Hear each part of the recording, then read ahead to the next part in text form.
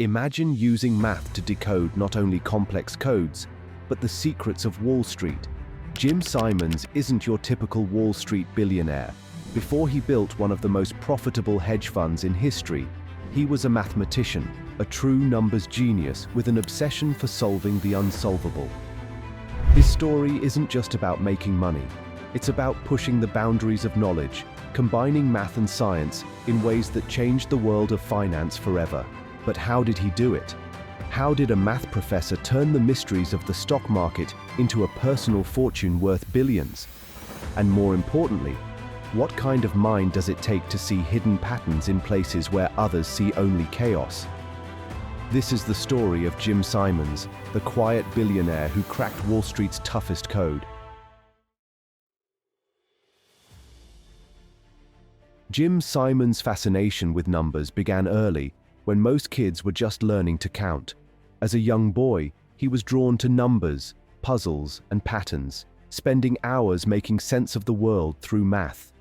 One of his earliest memories of this obsession was with something known as Zeno's paradox. When his father told him that the family car could run out of gas, Jim's young mind sparked with curiosity. He reasoned that if they used only half the gas, then half of that, and so on, they'd never actually run out. Of course, he didn't realize they wouldn't get very far like that, but it was this early curiosity that ignited his love for math. As he grew, numbers became more than just figures. They were keys to understanding the world. By grade school, Jim was doubling numbers endlessly in his head, challenging himself to see just how far he could go. By the time he was a teenager, he knew he wanted to become a mathematician, feeling certain that his future lay somewhere in the world of numbers. This drive to understand complex ideas set the stage for achievements even he couldn't have imagined. Jim's formal journey in mathematics began at MIT, where his love for numbers deepened into a commitment to mastering complex theories. Unlike most students, Jim didn't start with the basics. He jumped right into graduate-level courses in his freshman year. His intense curiosity set him apart, and he tackled mathematical concepts in ways that went beyond the usual assignments. After his undergraduate studies, he stayed on at MIT for graduate work, where his professors encouraged him to study at Berkeley under the renowned mathematician Shen Chern, a pioneer in differential geometry. Although Chern was on sabbatical when Jim first arrived, they quickly formed a connection upon his return. Jim shared some of his ideas, and their collaboration soon led to one of his most significant contributions, the Chern-Simons invariance. This breakthrough wasn't just a success in math, it had unexpected applications in physics, years later contributing to theories in string theory and condensed matter. For Jim, the thrill lay in solving problems that pushed the boundaries of understanding, a passion that would soon carry him into the world of cryptography. While deeply invested in mathematics, Jim found himself at a crossroads. The Cold War was in full swing, and the US government was on a mission to crack Russian codes. He joined the Institute for Defense Analysis, IDA, in Princeton, a top-secret facility where mathematicians and scientists worked on national security. For Jim, it was a chance to apply his skills in a new way, diving into the world of code breaking and algorithms. The IDA allowed him to spend part of his time on his own research, but the primary focus was on code cracking. Jim found the work engaging. It was challenging, high stakes, and required the kind of mathematical problem-solving he loved. However, Jim's time there wasn't without conflict. As the Vietnam War escalated, he grew increasingly outspoken against it. When his superior publicly supported the war in an article, Jim felt compelled to respond. He sent a letter to the New York Times, boldly opposing his boss's views and voicing his own stance against the war. This act of defiance didn't go unnoticed. Shortly after, Jim was called into his boss's office and told that his letter had caused friction within the agency. Within minutes, Jim was fired. This abrupt end to his role at the IDA was a pivotal moment. It was a decision that would close one chapter but open another, setting him on a path toward a different kind of problem solving, one that would ultimately lead him to Wall Street. After his departure from the Institute for Defense Analysis, Jim Simons could have easily returned to academia, but with a small amount of family money at his disposal, he decided to try something new: investing. At the start, he didn't use any sophisticated methods or mathematical models. He simply dived in, relying on intuition and what he thought he understood about the markets. In those early days, Jim tasted both the highs and lows of investing. Some days, he felt like a genius, as the markets seemed to align perfectly with his trades. But other days, he felt like he was chasing a moving target, unable to predict which way things would turn. The market's unpredictability was intense and often unsettling, a gut-wrenching experience, as he would later describe it. This volatility pushed Jim to look deeper, to see if there was a way to bring order to what seemed like chaos.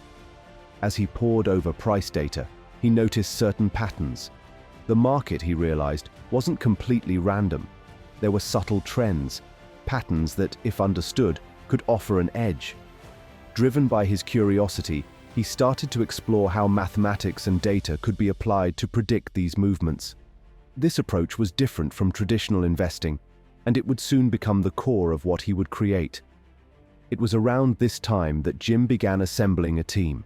He hired scientists, mathematicians, and even codebreakers, individuals who understood data as he did. This group wasn't interested in market gossip or trends driven by speculation. They wanted data, patterns, and the truth that lay beneath the surface. Together, they began to create algorithms that would transform raw numbers into predictions. This was the beginning of what would eventually become the Medallion Fund. The Medallion Fund was unlike anything Wall Street had seen. While most investors relied on intuition and analysis of company fundamentals, Jim's team used models and calculations. They didn't just guess where the market was going, they used science to determine it. This approach wasn't just innovative, it was revolutionary. The Medallion Fund quickly started delivering returns that were not only high but consistent, turning heads across the financial world. What began as a personal experiment with family money soon evolved into a full-fledged investment strategy, one that would make Jim Simons and his team a fortune. The Medallion Fund's success marked a new era in finance, driven not by instincts or market hype, but by the power of mathematics and algorithms. As the Medallion Fund grew, so did the ambition of Jim Simons and his team. They founded Renaissance Technologies, a firm that would become a legend in the world of quantitative finance. At Renaissance, they used cutting-edge tools like machine learning and predictive models, pushing the boundaries of what data analysis could do. In a way, Renaissance was more like a research lab than a traditional investment firm. Every day, terabytes of data flowed through their systems as they searched for hidden patterns and anomalies that others missed. The Medallion Fund, Renaissance's flagship, became a powerhouse. The fund's strategy was simple in theory, but groundbreaking in practice. Use data to uncover tiny recurring trends and act on them quickly. Simons and his team didn't just look at stock prices, they analyzed everything from weather patterns to historical interest rates, taking in as much information as possible. This vast approach, combined with rigorous testing, allowed them to build models that could predict market movements with surprising accuracy. The people at Renaissance were as unique as the fund itself. Simons hired mathematicians, physicists, and computer scientists, individuals whose backgrounds had little to do with traditional finance. He knew that innovation would come from fresh perspectives and a deep respect for data rather than typical Wall Street strategies. This team created a culture that was intensely focused on research, accuracy, and constant improvement. The environment was competitive, but it was also collaborative, with everyone working toward a common goal: to unlock the secrets hidden within the numbers. Despite its success, the Medallion Fund attracted its share of critics. Some found its high fees, once set as high as 5% of assets and 44% of profits. Excessive. But Simons had a simple response. His fund's performance justified the price, and it was hard to argue with the results. Year after year, the Medallion Fund delivered returns that were almost unheard of in finance, making it one of the most successful hedge funds in history. Jim Simons didn't just build a profitable fund, he created a legacy in data-driven finance. Renaissance technologies set the standard for quantitative trading, showing the world that with the right data and the right minds, it was possible to do what many thought impossible. But for Simons, the journey wasn't just about making money. His work at Renaissance was about finding patterns, solving puzzles, and pushing the limits of what mathematics could achieve. In Jim Simons' world, numbers aren't just tools for solving equations. They tell stories, reveal hidden truths, and create lasting legacies. Through his work in math, finance, and philanthropy, he has shown us that with curiosity, dedication, and the right team, it's possible to change the world. Perhaps his greatest legacy is the proof that math doesn't just belong in classrooms, it belongs in our lives, shaping the future for all of us. Thank you for watching. If you enjoyed this story about Jim Simons and want to see more content like this, please hit the like button and subscribe to our channel. Don't forget to turn on notifications so you won't miss our next video.